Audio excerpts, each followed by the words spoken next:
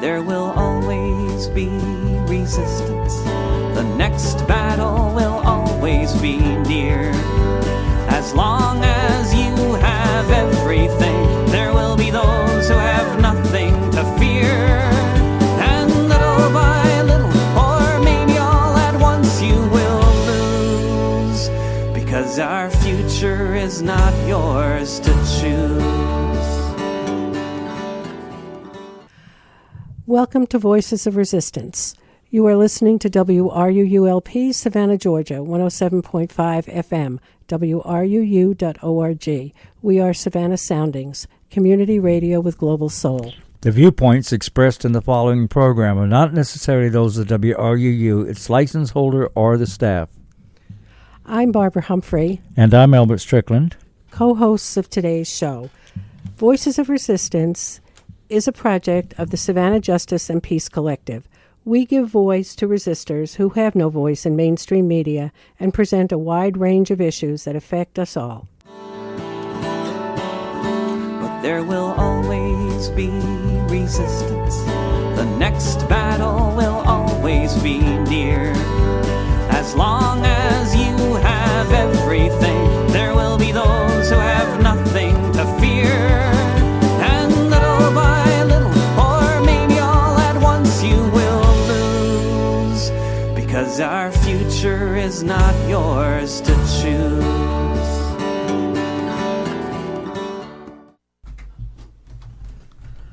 Welcome to Voices of Resistance. On today's show, we're going to be talking about the media, primarily the mainstream media, and what has been happening in the past few decades to our media, which is definitely not so as independent as we'd like it to be. And we're going to start out with a quote. The quote is that the media is the most powerful entity on earth. They have the power to make the innocent guilty and to make the guilty innocent, and that's power because they control the minds of the masses. And that's a quote by Malcolm X. We also found a quote by Thomas Paine, who's considered the founder, the print founder of the American Revolution. I'm trying to think of the right way to describe Thomas Paine, who said, "When men yield up the exclusive privilege of thinking, the last shadow of liberty quits the horizon." So we thought a little bit about what we were going to call our show today, and we came up with the title of Democracy Never. And that's appropriate, we think. We have with us today Phoenix Godwin. Hello. Phoenix, you want to Hello. introduce yourself a bit there? Phoenix Godwin, a local activist and community member, and also the founder and co-founder of various organizations, including Autonomous News Savannah, which I guess is what's relevant today. Absolutely. It is an attempt to get the news out to people about what's happening in our community and elsewhere. We need a lot of independent media, and Phoenix has done a good job with it. He's put out quite a few of them, and they were very, very good, very well done. Thanks. As many of us know, news today is in the hands of the corporate enterprises. They control our minds, they mold what we think, what they want us to think. And why do we think that is? Why is that? They dumb us down, they distract us, while they're in the business of seizing all they can. Most of us know more about the Kardashians than we know about Chelsea Manning. And those of us who know the name Manning tend to think he's a football player or she's a football player, not the person who blew the whistle on happenings in Iraq. Is it a conspiracy? I'm going to leave you all listening to this show to answer that question as you hear the things we have to say. Well, is it a conspiracy, or is it also just a profound crisis in democracy? You can't choke off debate or discourse and have freedom. We can't make proper decisions if we don't have all the information necessary. You have to know all the pertinent data in order to do that. You don't buy a car that you don't know something about it, but we're expected to make choices about life and death, taxes, laws, all these things, and if we aren't given the information, we can't make proper decisions. So, Phoenix, where do you get your information? If we need information to actually make democracy work? Where do we get this information, you think? Locally or nationally or internationally? Just Wherever. data, yeah. Where are you going to get it? It's really hard today. I mean, even on a local level, it's very hard. Most of the news sources that exist that you could find are owned by a very small number of media conglomerates, including local news for the most part.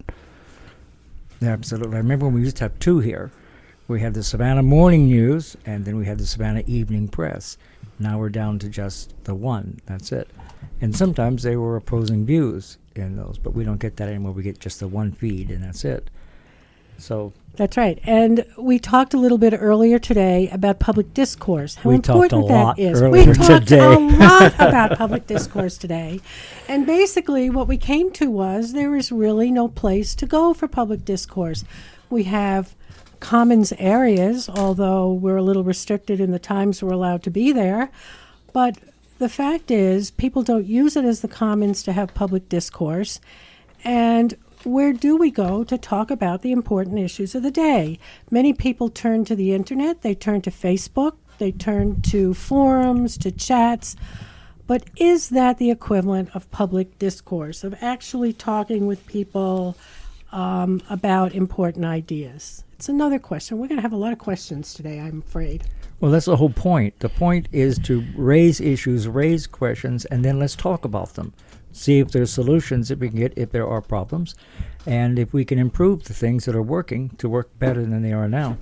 Because I know now if it's very difficult to get information about anything because there's a lot of restriction on what we can and cannot know. I know the Freedom of Information Act sometimes, and that's supposed to be free information. If you get a Freedom of Information Act sheet, anywhere between 20 and 80 or 90% of it is blacked out. Right. If So- you get responded to at all. Yeah, if you Yeah. get responded to at all. Right. So a lot of our discussion today is going to be based upon a documentary that we watched called Shadows of Liberty. It was produced in 2012, still incredibly relevant today, about the state of our media. And we're going to start the discussion with a topic we're calling human billboards. And this is a story about a reporter, Roberta Baskin. She worked for CBS. And after the Vietnam War, she had heard that Nike was producing its sneakers. They'd opened a factory in Vietnam.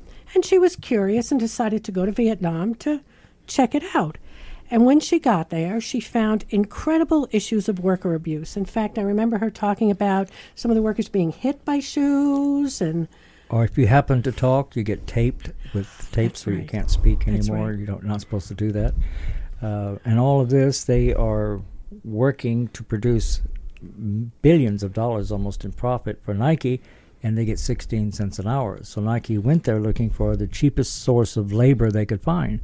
And 16 cents an hour compared to doing the same thing in the U.S. certainly is a bane for them. Right. What she discovered was the word Nike over in Vietnam became a verb.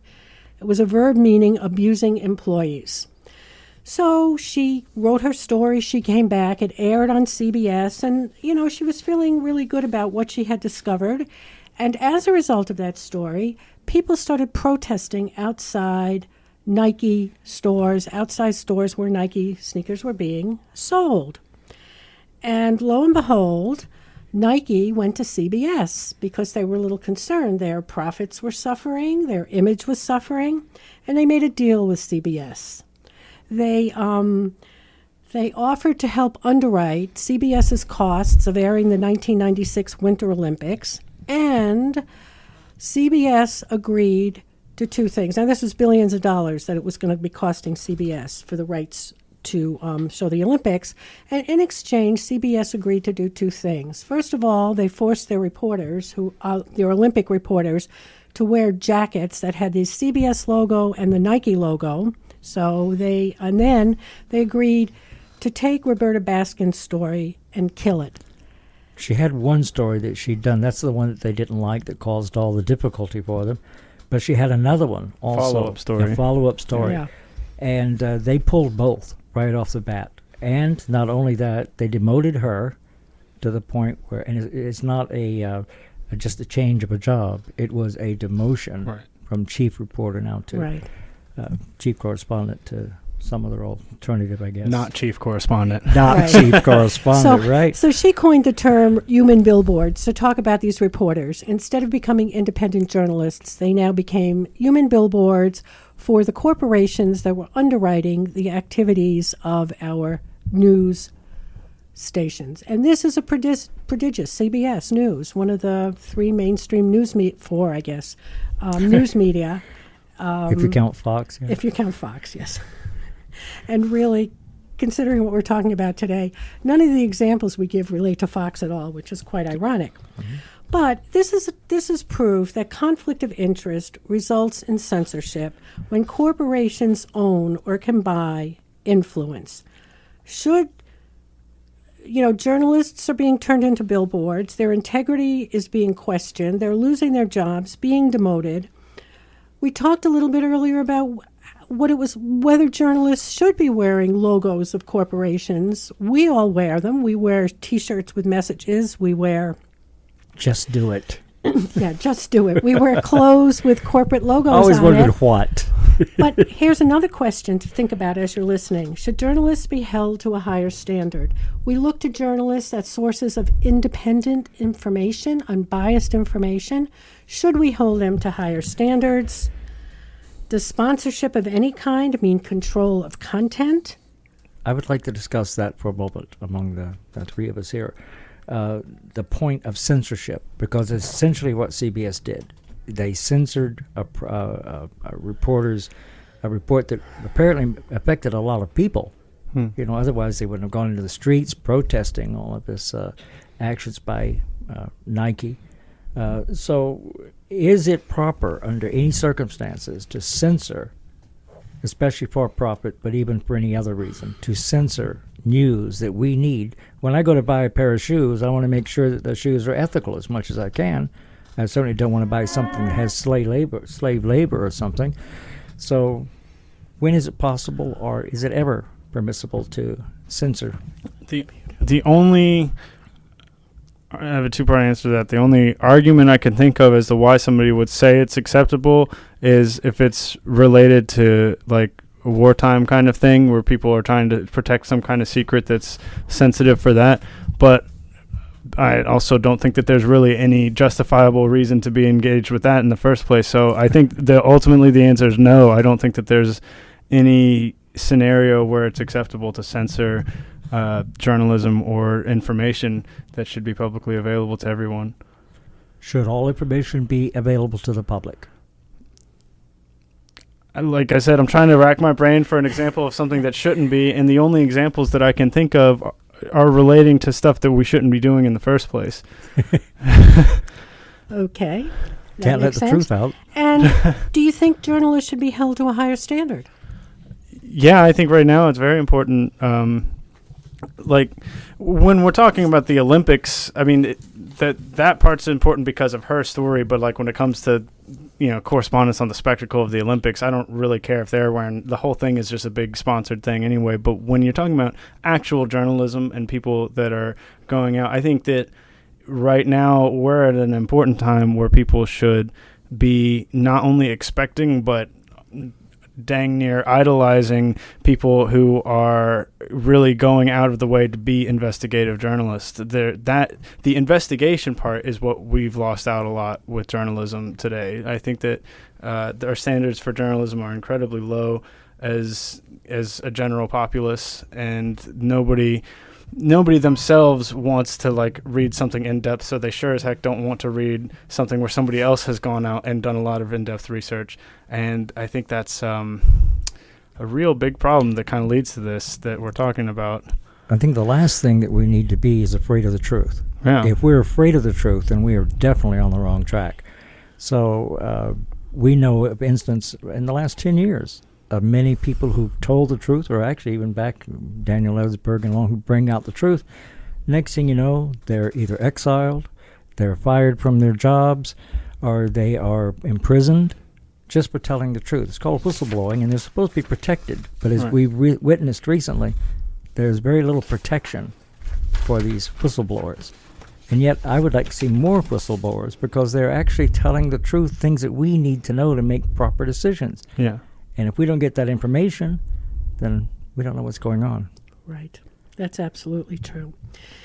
So where did we come across, how did the free press start? Where was it born?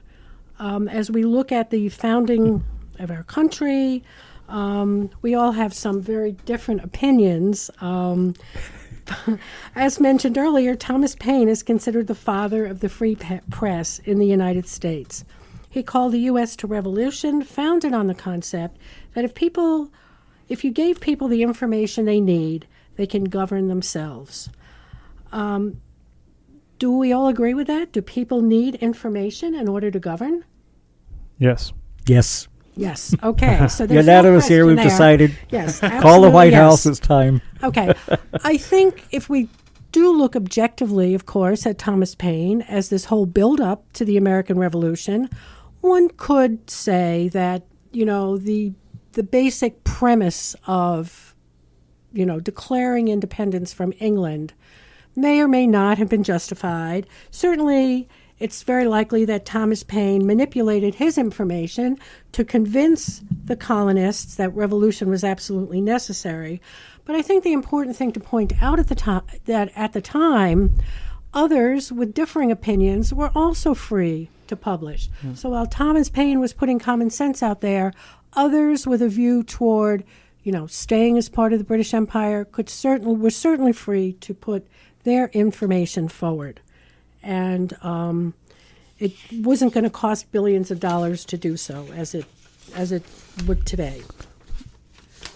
There was also a lot of fear mongering. Like it's just a comment on what you're talking about. In that time, on the opposite side of that, there was a lot of fear mongering against the natives to get people to say, no, you need Britain's help to defend you and keep your colonies stable, because if we're not here, then the natives will come and destroy everything. And that was actually a big reason why Georgia was resistant to joining the revolution. But I've done a lot of research on it and only found one bizarre incident I won't go into right now that like could even be possibly construed of as native aggression against the Georgian colony. But it was still a thing that somehow people were afraid of, and that like we can see today. I feel like we can kind of piece together how that happened through this sort of fear-mongering in the media. Right. Fear-mongering. Yeah. Right. We wouldn't do Fear-mongering. that today, of course. No, Right. of course not. So how free the press was back then, again, perhaps it was free enough so that people on both sides could put their issues forward. And as we know from other circumstances, the winners of the war are the ones who usually write the books, who definitely write the books. They write the history. So Thomas Paine, of course, was the hero, the founder of the free press. And we go from there. It was free in those days, It too, was. because after the revolution, of course, I learned, and I didn't know this, I didn't learn this in school, that the government subsidized all these newspapers without scrutiny of content. So, in fact, had it not been for that, there would have been no abolition movement. So the fact that this free press, this free exchange of ideas without any constraint or restrictions or censorship made a lot of sense then. I think it makes as much or more sense now, because we're overwhelmed with information and no way to decipher and able to talk about it, because we're only overwhelmed with information. Yeah.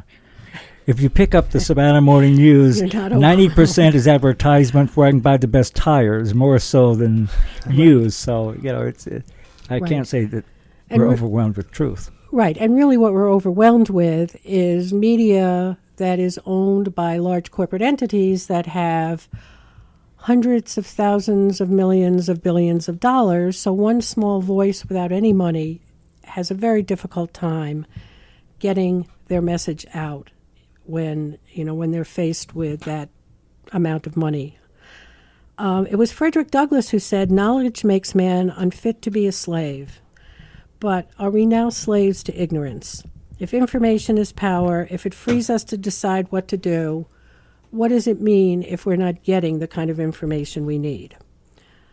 Well, we've missed a part. What is media today? What is media? Yeah, media what back is then, media back today? Thomas Paine, it was pamphlets, it was a newspaper. And that's about the extent of it. And What now is it's it now? much more. Now Yeah. it's media is in music, radio, video games, film, books. Mass production of media is probably the highest, one of the highest commodities in the world.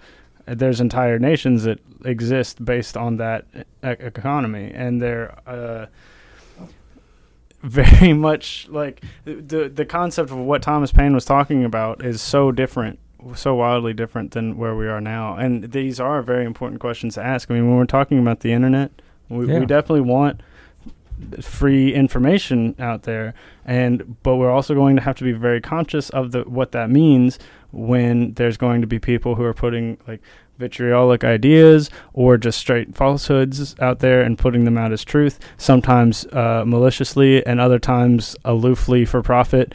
Sometimes those are the same thing. And I don't know, to answer your question, I guess I kind of did. Like, that is media. It's a lot of things now.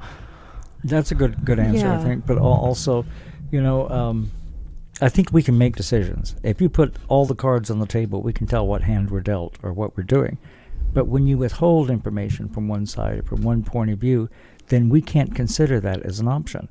And I think we should be able to consider everything possible. I think everything should be open. Everything should be free source. Everything, there should be no restrictions on it, because information is meant to educate. It is meant to inform. And we differ on opinions. So I print my view, you print your view. Someone can decide which do they agree with. But if you only get to print yours, I'm kind of out in left field Kinda here. left Well, out I am there, anyway, aren't you? but beside that. Kind of left out there. And if media is the conversation of society, what does our conversation look like? If you tune in, if you turn on commercial radio, commercial television, you look at the news, you look at the print media, what are you getting for information? What does it say about our conversation? I think it's very superficial today. Like, we are inundated with information, but no real truth, and we're constantly being given, like, flooded with basic things that nobody should really care about, that people will forget about in a short period of time. And that is, I would say, intentional, because a lot of times these things will happen when something else probably more important is going on, and we get distracted by it. This is on record multiple times. Sometimes, like, it was this is how effective it is. I don't even remember what it was, but when when the gay marriage bill was passed, like, that was a great thing. But also something else to do with one of the trade agreements, I think. Like, I don't even remember what it was, but they slipped something else, like, under the door while that was going on. So all the media is talking about this new great bill that everybody was excited about, and they could have passed that any time, but it was strategically used to be able to distract everybody from something much something very important that was going on at the time. It's true. Right. They like to do that anyway, because while they've got your eyes diverted here, they can do something over here that you don't see. And I mean they, in the sense that these are the people who control the media, or who control the information that they want you to have, to do whatever they want to do. But you're looking over here. Well, it's like the thing in New York with the shell games, Oh, yeah. You're watching the shells go around, and you say, I know where it is. It's not there, because it's all a trick. Well, that's the way the news is presented a lot of times, too, or even a lot of government activities that way. So are there black holes in journalism? Are there certain events that can't be covered? We're going to give you an example of one event. Some of you may very well remember this. It didn't happen all that long ago.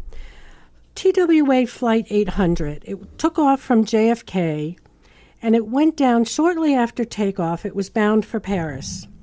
A news reporter from CBS just happened to be talking to some eyewitnesses who were standing on the beach at the time, and who claimed they saw a missile-like object heading toward the plane, and shortly before it crashed. So there were rumors of friendly fire. Well, immediately, the Navy was put in charge of the investigation, yet it was determined that the Navy was conducting military exercises in the vicinity of JFK Airport, And in fact, there were certain runways, there were certain areas where planes were instructed not to fly. Flight path, yeah. Flight path, right. So could it have been a missile from a training exercise that hit the plane? Well, putting the Navy in charge of the investigation was probably one of the more inappropriate things to do. This particular reporter was given a piece of fabric from one of the seats in the plane near to where the explosion happened, and she sent it off to an independent laboratory to see if it would test for heavy metals. And she was told that by her employer, by CBS, who originally gave okay for the independent testing, to back off, to drop the story, to walk away from it. Well, what happened? Well, as we know, the CBS gave it back right away to the FBI that was investigating at this point. And it was determined that there was a lot of odd things going on at the same time here, this vast naval exercise. But the important aspect that I got out of it is that anytime you're at sea and there's an accident, if you're on a ship or a boat, you're supposed to, by law, understand, offer aid or assistance. Head to the disaster. Well, all the Navy ships, 30 knots, went the opposite directions. So as not to be confused with this, as though if they weren't there, it couldn't have happened. So there were a lot of oddities, and the reporter wasn't blaming anyone. She was just trying to get at the truth, what really happened. Right. And I think we all have that right to know what really happened. If it was friendly fire, we should know that. You know, but the fact that they tried very definitely not to let us know what was happening makes them even more suspicious, to me anyway. So another instance of CBS folding instead of following something to get the truth. Instead of pursuing. Absolutely. And ironically at that time, Westinghouse owned CBS. Westinghouse, a military contractor. So you can imagine that if CBS had the choice of following this story to wherever it might lead, including the possibility of friendly fire, would its parent company, Westinghouse, have lost important military contracts? Would this have cost the corporation money? The reporter was challenged and told to back off, and she challenged CBS, and as a result was fired. Don't make waves. Don't make waves. And we've seen the same thing with reporters embedded with the military during the Iraq War, that the stories that they wanted to put forward had to be submitted to the Department of Defense before they could be sent to their media outlets for publishing. This is kind of like a learning process for them, because in Vietnam, of course, there was no embedding. So the reporters were there, and they reported what they saw. And you could see it plastered all over television. When troops went in and committed a lot of atrocities, it was on the news. We knew about it, so it was shown. But in order to, and then that started turning people against the war. So in order not to turn people against something you really want to do, you can't show them or tell them the truth. So now it's embedded. If I'm a reporter, I'm embedded, which means everything I submit has to go through the military first before I can even publish a word of it. And they also they may deny it, they may not, but they also have the right to edit it, to take out what they think would be derogatory. Well, as we said earlier, anytime the truth hurts, it should still hurt. I mean, you should be told. We need to know the truth. That's right. And when you have corporations whose economic interests are very much tied into the agendas that are set by governments, it's far easier for those corporations to let go of an individual journalist who's seen as a troublemaker, a whistleblower, rather than shake up an entire system, which is based on the notion that official sources are never wrong. What do you think of that, Phoenix? Well, I was going to comment on another very recent example of these sort of media blackouts. What got me into activism in the first place was when Occupy Wall Street was going on, and I remember seeing videos that people would take like on their cameras of the police beating the crap out of people, a lot of young people, and at the time I was stunned. I couldn't, for whatever reason, I was ignorant. I couldn't imagine that this was happening, and it totally blew my mind. And what also got me was, if this crazy like unbelievable thing is happening. Why isn't it on the news media? And I think a lot of people with me were wondering the same thing. And I became part of this call-in campaign where we're calling all of the major media networks and like inundating their phones and trying to fill up the lines and asking, why aren't you covering the Occupy Wall Street that's happening and the police violence that's happening there? And eventually they did, but of course, I mean, we've seen now the way that they eventually went about covering it was trying to debase it and trying to discredit it as much as they could. Probably a big part of this is waiting till they could control the narrative, because as you said, like these, like that by its very nature, that movement was against the same types of monopolies which are controlling that media. Absolutely. And we certainly know what municipalities did with the Occupy movement. And more than likely, that, you know, certainly they receive grants and other kinds of support from corporations. Right. So clearly, if the corporations were putting pressure on them, you can imagine that they would have folded. So, yeah, it's a very scary thing when you know that your news, your information, is being controlled by the media. And that they'll cover up beatings of people in the streets. Yeah. That's right. That's exactly right. So it's time to stop and identify our station. We are WRUULP, Savannah, Georgia, 107.5 FM, WRUU.org. We are Savannah Soundings, community radio with global soul. We are Voices of Resistance, and we are listening to Barbara Humphrey. And Albert Strickland, and with our guest, Phoenix Godwin. Thank you. So I'm going to read an announcement from WRUU. Savannah Soundings Community Radio announces its second annual online auction. The auction will run from July 17th to July 30th, with proceeds going to Savannah Soundings Community Radio as an investment in the diversity of our community voice and music. The wide range of auction items from Savannah businesses will guarantee to delight and surprise. To join the online bidding fund, follow the link found at wruu.org. And I want to take this opportunity before we move on just to say that this is independent radio. This is radio that does not take large corporate sponsorships, does not take government money, and yet has the same costs as any other radio enterprise. And so giving WRUU support ensures an independent voice. which we desperately need. Which we desperately need. So now I would like to give you a word from one of our sponsors, a local business here in Savannah, Brighter Day. WRUU-LP Savannah Soundings programming is made possible by a grant from Brighter Day Natural Foods, offering produce, vitamins, and supplements, and a deli and juice bar. Brighter Day is located at 1102 Bull Street at the south end of Forsyth Park. More information available at 912-236-4703 or brighterdayfoods.com. So thank you for listening to Voices of Resistance. We're now going to go back to our show with Albert Strickland, Phoenix Godwin, and myself, Barbara Humphrey. And we're going to talk about the rise of media enterprises. Hey, we have an audience today. Oh. This is the first time we really had an audience, so I think we should introduce the audience. I think that's excellent. 15 or 20. So we have over on the left here, we have Larry Yon, a very good friend who works with us on a lot of projects. And we have Savannah Patterson, who works with us also on a lot of projects. In fact, she may be one of the hosts here someday. So hope soon. She and Phoenix.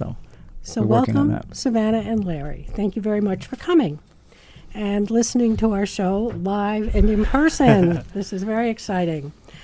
So in the early part of the 20th century, advances in broadcasting enabled radio to bring New York City to Kansas, President Roosevelt into every home via fireside chats, reaching about 60 million people. And it was recognized that control of this medium could be a form of social control. Advertisers were very anxious to get in on the action and convinced Congress to privatize this publicly owned property, the airwaves. But I have a little different story because my Yes. family didn't worry about New York coming to anywhere. It was the Grand Ole Opry from Nashville coming to Savannah. Of That course, was the thing, of course. So, yeah, a little different Yeah, there. a little different. Well, to ensure that your grandmother could get the Grand Ole Opry when she so chose and not turn on the radio to hours and hours of nothing but cigarette advertising, in 1934, the FCC was created, and the Communications Act, which unfortunately, sealed the future of American broadcasting as a for-profit enterprise because it really gave for-profit enterprises the opportunity to use public airspace for their own purposes, and particularly advertisers. What you have to realize is that this was public space. This is not private for anyone. This is public space, meaning everyone has it. But when this started in the down hall where public can't get on anymore. It's too expensive. They control everything. The FCC decides who can, who cannot, what prices are set, what waves are open or if they're open, and they can deny or whatever they want to do, control this public space. So although it was good in some ways, it also has a negative side to it. If there are public waves, then they should be open to the public. This station here had to pay a lot to just get this little low-band spot on here. On community Why should we? community I don't radio. think we should, you know? Right, absolutely. In 2012, mass media made $236 billion a year in advertising revenue. Just compare that to the $600 billion a year military budget. That's a lot of money to be made in advertising by mass media. So you can imagine the small voices without the mega billion dollars in sponsorship and advertising. Where does your voice fit in to that? Any idea on that? How do you get airwaves when you're competing with $236 billion a year? I think the answer to that, we're finding it today, slowly, but slowly but surely, we're discovering that sort of democratizing media is the future of that. I think that in time we will see people's faith in these larger conglomerates wane, while the faith in much more and varied independent media will get stronger. And that's, over the course of the last and next 10 years or so. But it does seem to me that the viewerships of these more independent news groups, like on YouTube or with their podcasts and whatnot, those are getting larger. Now, there will be problems with that in the future. YouTube has all kinds of problems with its advertising revenue that are only getting worse right now. Right. But so, like, in a way, that's its own problem of centralization that will need to get addressed, because if you have it all on one platform, it's easier to cause problems for everybody. So having a more diverse and democratized system of both producing and receiving information. But I do think on a local level, if you have more media producers trying to create constantly or consistently, that you'll have access to much more information than we do now. I would like for a moment, because you are one of those people that has the independent media at heart, and you started Autonomous Savannah. Autonomous News Savannah. Autonomous News Savannah. I should know that, right? So talk a little bit about it, just for a minute, what your idea was and what you wanted to do with it and what you hope to do with it. The idea was, well, let's see, there were a few different things. I had different aspects that I wanted to focus on, so sort of a variety of programs. There was ANSAV Grow, which was supposed to be about agricultural issues, and that focused, I made two small documentaries for that, one about the Forsyth Farmers Market and one about the Aki Gardens group, Yay. which Albert and Barbara are also a part of. And let's see, there was also ANSAV Music, where I would try to focus on local musicians and bands. I got a few of them interviewed and music sessions done with them. And then there were we did this one about the river that ended up not getting finalized, but we did get some of the footage out there. And the main thing was the The newscast. one I remember the most was the newscast. Yeah. It was on poverty. When you did the one on poverty, that was very Right. pertinent to Savannah and things that people needed to know. Yeah, that to me that was the most important part, was trying to build a system where we could do a newscast regularly that went over as much local news as we could. The hard part was having other people to help me with it, and I couldn't pay a staff. I'm still waiting on the check. So. Right. Well, you're the secretary on the board. There so you go, yeah. You're one of the last people to get paid. And Phoenix, I guess this is a very appropriate time to ask you what some of your challenges were. What are your challenges with ANSAF? Yeah, the biggest challenge was definitely not having enough people to work on the research, because I was doing writing and editing and filming and research for everything almost. And there was the one on crime and poverty, I did have somebody help me with the research end of that, which was tremendous. It would have taken me 3 times as long to do without that person helping, Jack Fawcett. But shout out to him. But That's good.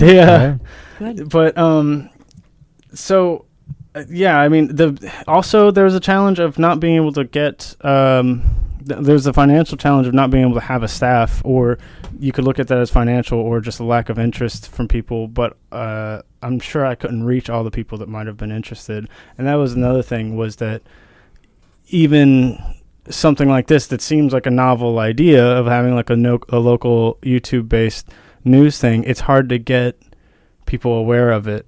Right. And that was something that I didn't know the first thing about, honestly. While working on every other aspect of this production, there was definitely a point where I was in over my head of how do I do all that and make everybody know what's happening at the same time. Right. I mean, clearly, finances is a major part of it. If you had enough money to hire people to do all the different tasks that needed to be done, it would have been a much smoother operation. You would have been able to get your word out. I'd still be consistently putting out Yes, videos, you whereas would be right now I'm consistent. just trying to figure out what I'm going to do next. Which is a real challenge for independent media of any kind. Radio, television, videos, everything is a major challenge. Yeah. Which is why we're appreciative of WRUU Yes. so much. Yeah. The ability Absolutely. to put out a community, something that really benefits the community, whether it's the music or the news or voices of resistance or whatever it is. Right. It's important that we have this access. So. Yeah. And as you're listening, you may be thinking to yourself, well, Voices of Resistance, are you presenting an unbiased look at the world, or are you giving us your slant? And in all honesty, as we talked about this earlier, we certainly are presenting information with a slant. However, we'd like to think the difference is that we do invite alternative positions. On every show, we invite you to give us your opinions, your ideas. Come to our Facebook page, email us at voicesofresistance@gmail.com, and let us please know what you think. Would you like to come on and talk about another way of looking at things? Unfortunately, no one has come forward yet, but we hope. We do have the one. We do have one comment? Yes, that's yes, right. who wants to That's right. do one on the On immigration. immigration. I But couldn't think of we the word to have say not about life had- immigration. But Yes. we really haven't had any comments challenging any of the things that we have put forward. And that makes us a little sad in a way, because, again, we go back to this whole issue of public discourse. Have we lost the art of public discourse? If you hear something that challenges how you think, that you don't agree with, do you just turn it off and walk away, or do you enter into discourse? We'd like to hope it's the latter, but we haven't seen that yet, so we hope some of this will challenge some of you to come forward. I would like to say that we accept criticism. We accept someone with an opposing view. It's all right. That's the whole point. If we don't do that, we become so closed and claim to be fair and balanced. Well, we really don't make that claim, No. but we hope to be fair. We're talking to people. We'll but- hear you out before we Yes. tell you why There you're you wrong. go. Yeah, there you go. Well, That's good. And That's we fair. appreciate that. That is very fair. Yeah, we've been there. Yes. So we're reminded as we go through this conversation that the First Amendment to the Constitution states that Congress will make no law abridging freedom of speech, infringing on freedom of the press, and prohibiting the right to peacefully assemble and petition the government for redress of grievances. Right. That's a mouthful of words. And we had some conversation. Is abridging and infringing, are they different? Are they the same? I don't know. It says make the law abridging, and so, okay, I understand that. That means shortening generally. I had an abridged dictionary because I couldn't carry around the big one unabridged from the library.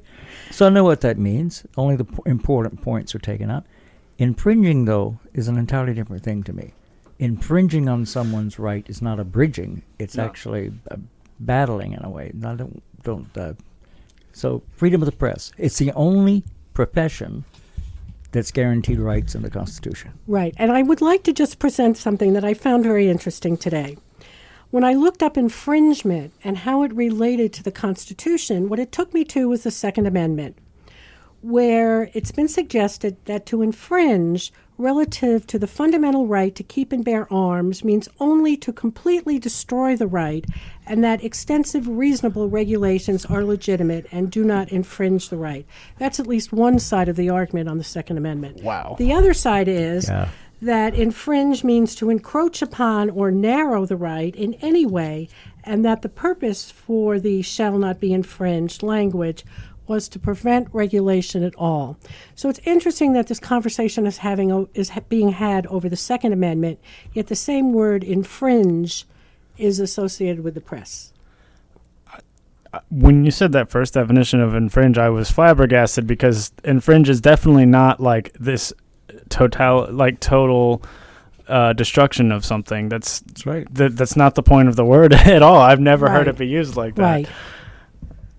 Encroach is a much better synonym. Right. So what does encroach mean? Does encroach mean that you can regulate something and not destroy it completely, not get rid of it completely? Or does it mean that any encroachment is an infringement and no encroachment is permitted?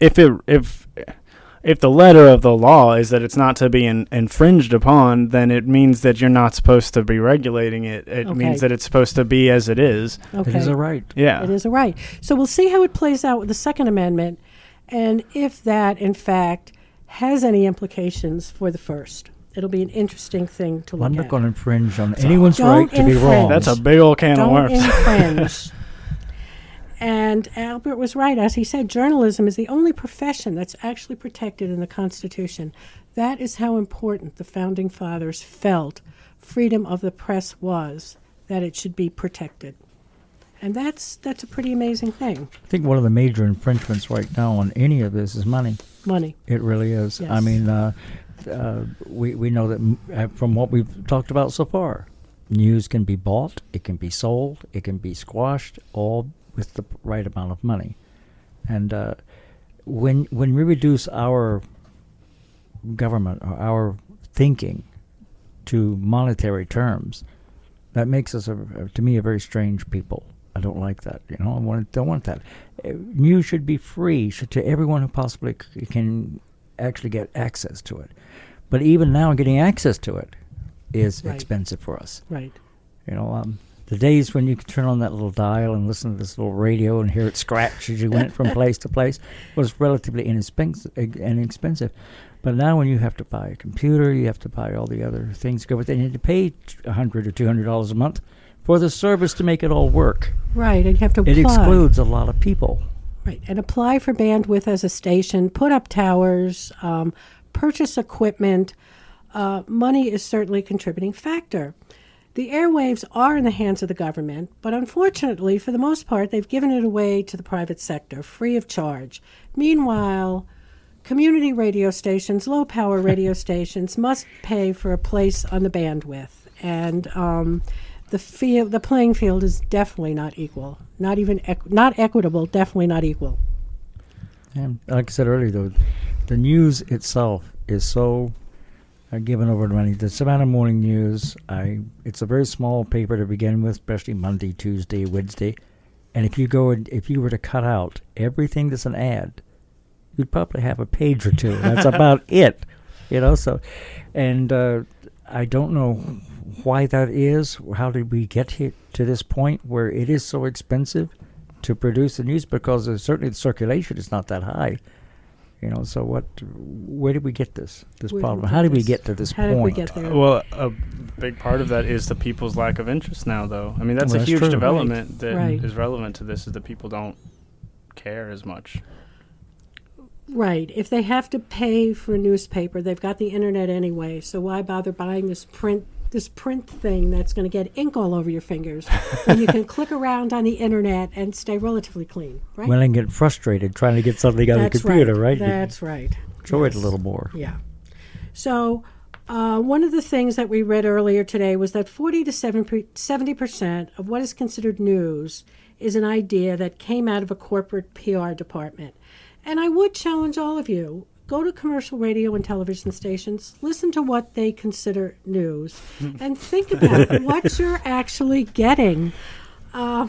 And then make a decision. Do you agree that that's corporate PR and it's not really news? Or you could just take our word for it and Or don't take don't, our- don't watch it. That's right. Don't waste your time, Don't right? waste your time. Don't get Well- agonized. As we all know, a lot of us get our news today from the computer. We do, one way or we do. another. It comes through that access. And when you go to the sites, like we all use Yahoo or something, so I often thumb through the Yahoo to see Yes, what you today is. do. And I learn all kinds of interesting things that are so important to my life. Tell You us know? about some of those Oh, things. God, will you? what were some of them today? It was Oh, I my don't remember their silly God, name. they're so Some of inane. them that what is it? Diana, Princess Diana's brother's upset because Oh, God. he wasn't already lost me. informed something about the children at the funeral. How long ago has that been? But that's on the news today. Or I feel that- like you should get a fine just for talking about that on the radio. absolutely, I agree. You know, We should be fined. Absolutely. and a lot of it is so innocuous. It just makes no sense. And today, I have to give them credit, though. There was at least 50% that was news items. Usually it's 30, maybe 40.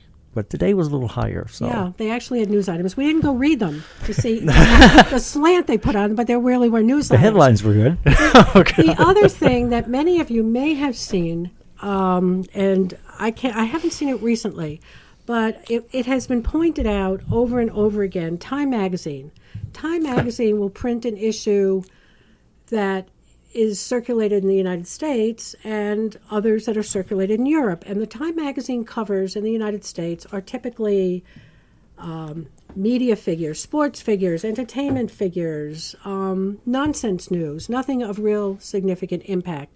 Yet compared to the European versions, which are really hard news.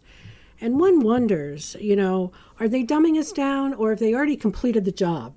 And Or do they know who we are, really? You know? So but that's true. I've seen them. You've seen them on where they display the ones from the UK Yeah, I've and seen the that. ones from Sometimes France. it's kind of appalling because it's like it is really important things sometimes on the covers that aren't shown here, and then we get this like sort of, I don't know, like the friendly version here that's just not provocative or important at Right. all. right. Well, it's getting like the rest of the world is getting the actual news, and we're getting cartoons. Yeah. Yeah. We're not getting the actual things that we need, and without that information, we cannot make good decisions.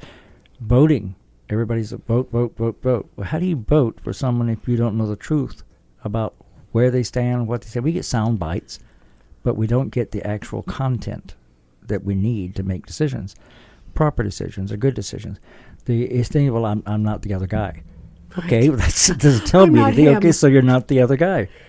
Why should I pick you? Why should I vote for you? Or why should I even give you the time of day to worry about? Because you're not going to tell me anything. Right. And then usually, as we all know, once they do tell us anything, it really doesn't mean anything because No. they change the minute they get That's in. right. Do you And- remember a good example is this last president was saying he would fight to the death for net neutrality. No one would take back seat to him, or he would take back seat to no one. And what happened with the communications bill? It's Tried just like every every way president. possible. They Yeah, I know, always that's do the that. point. Right. And even beyond that, even if you do wind up having a discourse with politicians or in a place where they're talking, you get to ask questions. Without information, you can't even ask intelligent questions. You don't know what's going on out there. We were talking today about how many people know what's going on right now in Venezuela, or at least the truth about what's going on in Venezuela. But of course, clearly, our country has a vested interest in presenting this with a certain slant. How many of us really know what's going on in Palestine? How many of us know what BDS is? There are so many important issues. How many of us know what's really going on in Washington? So Yeah. we're In kind of Savannah. confused here. Yeah. Or in Savannah. I was actually about to say most people probably couldn't actually point at Palestine on a map, but actually, I don't You're think right. most people in the U.S. could point out Washington D.C. on a map. That's true. And how many people could tell us how many countries we're bombing right now? Oh, definitely, most of them could not. No. I can't. No. Really? More than I would like. Oh, yeah. Yes, definitely more than you would like. One is more than I would like. but Right. It's definitely more than one, I can tell you that. So it really is kind of a sad state of affairs when we're not given information and given the opportunity to learn more about things, to make our own opinions on things, and then to challenge the people who have the authority to change the things that are being done. And it's hard to think that it's not intentional. It's hard to think that it's just, oh, we want people to enjoy life, so let's just give them the fun things. Well, I do want to get in just for a brief moment here on this, the new media monopoly, Okay. because that's pretty interesting. We all know that in the 1980s, Ronald Reagan came into power, in a sense. He Became our president. became our president, so I won't say he had I know. anything to do with much. But he did make a statement that government is not the solution to the problem. The government is the problem. Right now, I can agree with that. That's my point of view, so I'm not going to apologize for that. But the way he did it, he has the other extreme than me. Right. His was to free reign for everything. So what did they do? Advertising limits during children's programs were taken away. Eased. Relaxed. Relaxed. Yeah, they could do it when they were controlled before, and protecting our children from certain ads and certain things is a very important thing, I think. And thus the Saturday morning cartoon. Sure. Yes. And then, of course, the license renewal for broadcasters were deregulated, where before you had to prove that you were providing something for the community. At Yes. least, so that you had to have some Part of your sort of backup. application. And then limits were raised on how many stations one company could own. So instead of owning, just say you can only one, now you can own 5 or 6 or 10 or 15. So there was several towns fighting because one company or one person wanted to own the radio, the television, the internet, everything. Or all the radio stations, Except this one, of course. except this one. All the radio stations that can be owned. And then they also did away with requiring equal time. Like if you were running for office, if you were brought on a show, you had to give equal time to the other side. You no longer have to do that. So then you get the rise in more political control or input into situations when you're electing people.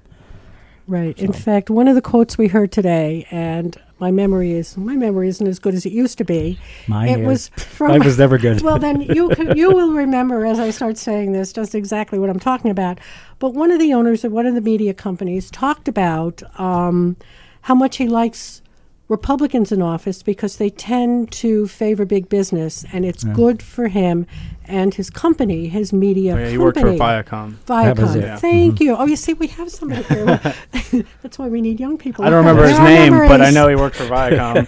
Thank Of course, you. Larry would have That's known that Viacom. one too. So, yeah. Yeah. But that's true. When decisions are based on money rather than on what you feel to be right or wrong or better for your community, then that points to something that is just not right. There's something wrong with that idea, that concept. Well, and not only isn't it right, but when a certain radio station, television station sees that one political party or one particular candidate is better for their business, that candidate is going to get airtime. The slant on the news is going to be in favor of that candidate and that party, and that's a very dangerous thing because millions and millions of people are watching these programs, listening to these programs, and being influenced by them.